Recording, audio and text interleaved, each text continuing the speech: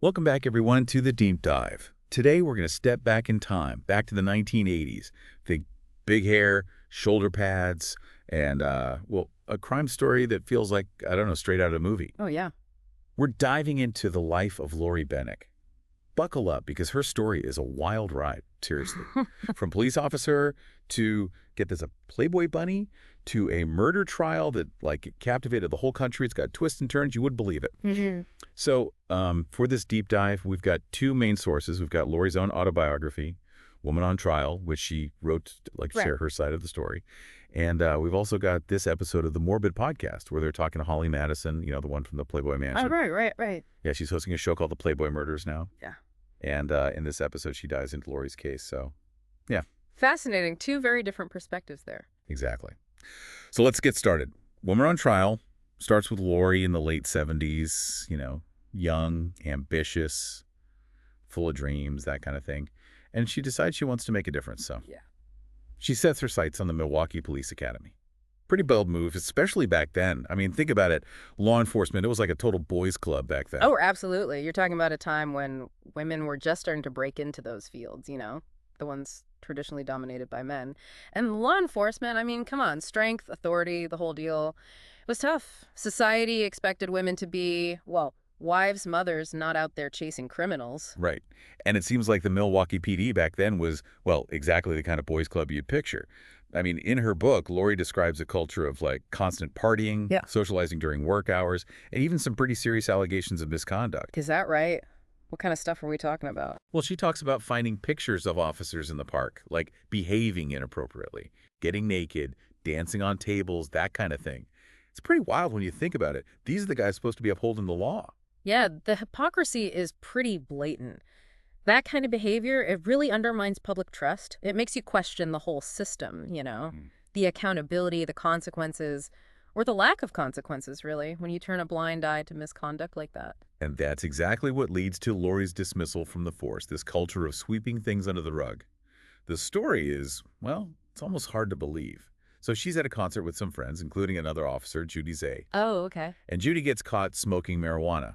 Now, Lori wasn't involved, but Judy, well, she throws Lori under the bus, basically. No way. Yeah, claims Lori knew about it, didn't report her.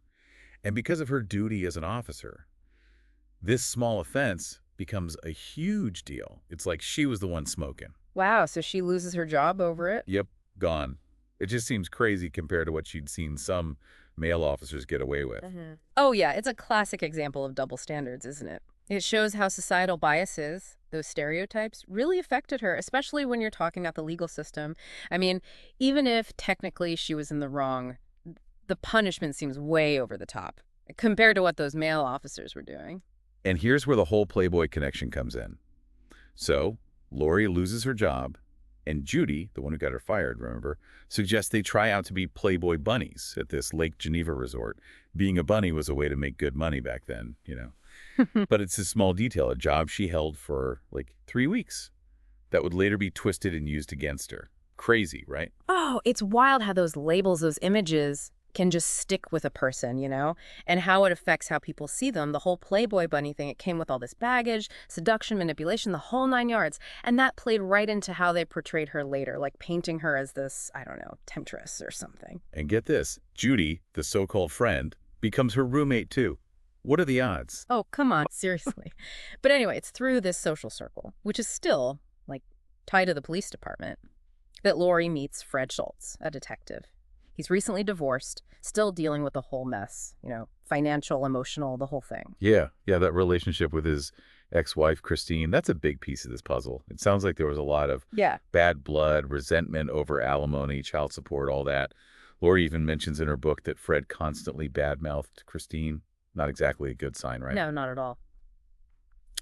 But their romance, well, it moves fast. They get married just a few months after meeting, and then bam, tragedy strikes. Lori gets a call from Fred in the middle of the night. Something terrible's happened to Christine. It's May 28th, 1981. Fred's eldest son wakes up and finds a man standing over his younger brother, hands around his throat.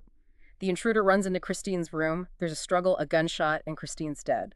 Wow. So the initial investigation, what was the focus? Well, they're going off the son's description, right? He says it was a man, about 5'8", with a long red ponytail.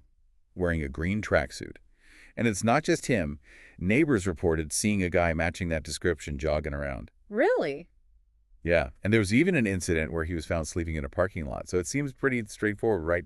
Wrong. Somehow the focus shifts to Lori. Wait, what? I know.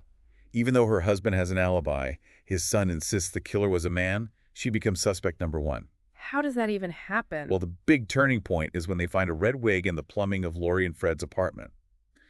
The prosecution claims fibers from the wig-match hairs found on Christine's leg. And ballistics supposedly link Fred's off-duty gun to the murder. Okay, so things are not looking good for Lori at this point. Hold on, because this is where things get really interesting. Yeah. So Fred's at work, right? And the police show up at the apartment, find the off-duty gun, Lori's asleep, no alibi. And this is a big BUT. Fred's partner examines the gun and says it doesn't smell like it's been fired recently. Whoa, whoa, whoa, hold on. How does that fit with the ballistics evidence? Something's not adding up. Right. It's a major red flag. Yeah. Makes you question how the evidence was handled, the whole chain of custody thing. I mean, if that gun was used in the murder, a trained officer should have been able to tell, right? Absolutely. That detail throws serious doubt on the whole prosecution story. And then there's the green tracksuit. Yeah. It was key to the intruder's description, but guess what? Never found. Lori insists she never even owned one, and there's no evidence to say otherwise. It's like this detail, so important at first, just vanished when it didn't fit their narrative. The narrative of Lori as the killer, that is. It's almost like they needed a motive, and the jealous ex-wife story, it was just too easy. The red wig, the circumstantial evidence, it all got woven into this story, even if the details don't quite fit. And the media. Oh, they didn't help. This trial was supposed to be the first televised trial in the city.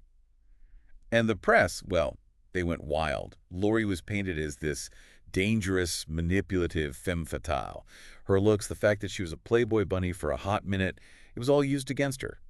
Media's got a lot of power, especially in those high-profile cases, you know. Back then, the whole Playboy bunny image had this stigma, this stereotype, and they used that to paint her in a bad light. It just shows how easily those narratives can sway public opinion, regardless of the evidence. And then you've got the testimony of, well, our old pal Judy Z's, remember her? She claims she heard Lori say she should have dusted Christine, and that Lori and Fred owned a green tracksuit, which Lori denies. And the jury, they believe Judy. So based on what mostly circumstantial evidence, they find Lori guilty of first-degree murder. Oh, wow. 23 years old, sentenced to life in prison. It just shows you how unreliable eyewitness testimony can be, you know? Especially when there might be some bias, some hidden motives. I mean, Judy's past actions, throwing Lori under the bus, it all makes you question her credibility. But the jury, they bought it, and that sealed Lori's fate. So there she is, facing a life sentence. You'd think that's the end, right? Oh no, this is just the beginning. Lori's a fighter. She starts working on appeals, starts a prison newspaper, advocates for better conditions. She doesn't give up. And then she meets a new love, Dominic Guglielmo, a friend's brother who visits her in prison. It's amazing, you know, facing something like that, wrongful imprisonment. And she finds a way to keep hope alive, connects with someone, finds love. It shows how resilient people can be. Absolutely. And that new love sparks an incredible escape plan. We'll dive into all that after a quick break. Yeah. So they hash this plan, right? Using fake birth certificates, Dominic gets them, using the names of deceased infants. Deceased infants? Yeah, to create new identities for them. It's crazy, like something out of a movie. Desperate times, I guess. Seriously. 9 years into her sentence, Lori manages to, slip through a window in the prison laundry room. And she's running, full speed, to freedom. I bet her heart was pounding. I can't even imagine. Dominic's waiting in a getaway car. They drive straight to the Canadian border, pretending to be honeymooners, and they actually make it across. Wow, they pulled it off. They did. But the thing is, public perception starts to shift around this time. You know, the Run Bambi Run campaign, it takes off. People are making T-shirts, bumper stickers, the whole deal. It's like she becomes this folk hero, this wronged woman fighting the system. That's interesting, that shift in public opinion. Yeah, but their freedom's short-lived, you know. After 3 months in Canada, someone recognizes Lori at a cafe where she's working. The Canadian authorities, they're sympathetic. They grant her asylum, but eventually she agrees to return to Wisconsin to have her case reviewed. And here's where it gets even more complicated, right? Evidence comes out about how the police mishandled the case. Oh, yeah. And Lori's granted a new trial. But can you blame her for being terrified? Facing that same prejudice, the media circus all over again. No, not at all. I can see why she'd be hesitant. So she takes a deal, pleads no contest to second-degree murder, gets sentenced to 20 years, but it gets commuted to time served, so she's free. After over 10 years for something, well, something that still has so many questions surrounding it. Exactly. And it's a victory, sure, but it's bittersweet. Yeah, she's free, but there's never really any acknowledgement of the injustice, the flaws in the original case. That plea deal, it gets her out, but it doesn't feel like real justice? It's like the system just wanted to sweep it all under the rug and move on. Lori's case, it shows just how complex the justice system can be, how hard it is to overturn a wrongful conviction. Even after she was released, she carried the weight of that experience, the trauma, the stigma. I can only imagine. It's no surprise she struggled with PTSD, alcoholism. Project. To go through all of that and then face those additional challenges. Right. Trying to rebuild your life with that hanging over you. But Lori, she was determined to clear her name. She never stopped fighting. That's incredible. What does she do? She wrote that autobiography, Woman on Trial, to get her story out there. And she went on talk shows, Oprah, Dr. Phil, using those platforms to raise awareness. Wow, she really took control of the narrative. She did. And speaking of Dr. Phil, that episode was wild. They were going to do a DNA test on some of the evidence live on the show. Can you imagine? Oh, wow, the tension. I know, right? But while Lori was waiting, she had this severe PTSD episode, flashbacks to prison. It triggered a panic attack, and she jumped out of a second-story window. Oh, my gosh. I know. It's a reminder of how trauma can affect you even after you're free. Those memories, those fears, they don't just disappear. And tragically, that fall led to some serious injuries, even amputation of part of her leg. Oh, no. It's awful. And then, to top it all off, the DNA test, it came back inconclusive. No big reveal. It almost feels like fate was against her. I know, right? Denying her that one piece of indication. But she kept fighting, kept looking for those answers. She did. And that's what makes the unanswered questions in this case so frustrating. Like the fact that male DNA was found on Christine's body, but they never tested it. What? They just ignored that. Apparently. Christine's boyfriend at the time, he was cleared because of an alibi, but this unknown DNA, who knows, it could have led to the real killer. Yeah, it's a huge loose end. Makes you question how thorough they really were. If they were so focused on Lori, did they even bother to look elsewhere? And then there's the whole thing with the hair evidence. One analyst said blonde hairs from Lori's brush matched those found on Christine's body. But the medical examiner, she says that's not true at all. Wait, so you've got these two completely contradictory statements. Exactly. It makes you wonder, was there tampering? Contamination? If the medical examiner was so sure, how did blonde hairs end up in the sealed evidence envelope? It's like something out of a conspiracy theory. Right. And then there's this report from Milwaukee Magazine based on new ballistics tests, suggesting the gun they convicted Lori of using wasn't even the murder weapon. Whoa, hold on. That's a game changer. Right. If the ballistics evidence is wrong, that was a key part of their case. It throws the whole thing into question. And let's not forget about Fred, Lori's ex, the detective. Not only was his alibi questionable, but Lori says he was in those photos she had, the ones of police misconduct. She was planning on taking them to the department. So she had evidence that could expose a lot of dirty secrets. Exactly. And if Fred was involved in that misconduct, it gives him a motive, right, to silence her. And his behavior throughout the investigation, not exactly supportive of Lori. It all becomes more suspicious when you think about it like that. It's a tangled web, right? All these connections, potential motives, and at the center of it all is Lori, a woman whose life was completely upended by the system. A system that failed to protect her and maybe even contributed to her wrongful conviction. It's tragic. And even after her release, the trauma, those unanswered questions, it all stayed with her.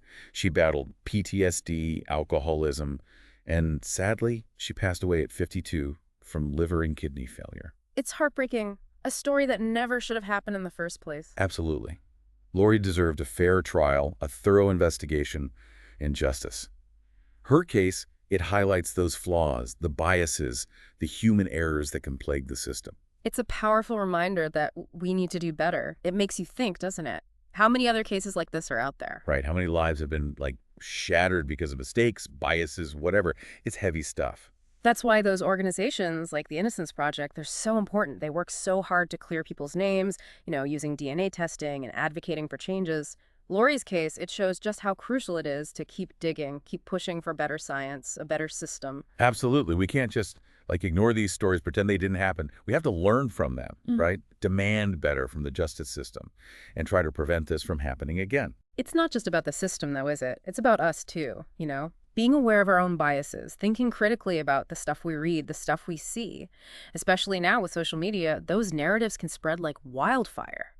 Lori's case, it was so heavily influenced by public opinion, that whole femme fatale image the media created. We got to be careful, Look beyond the headlines, consider all sides. So after all this, what are your thoughts? Did Lori get a fair shake?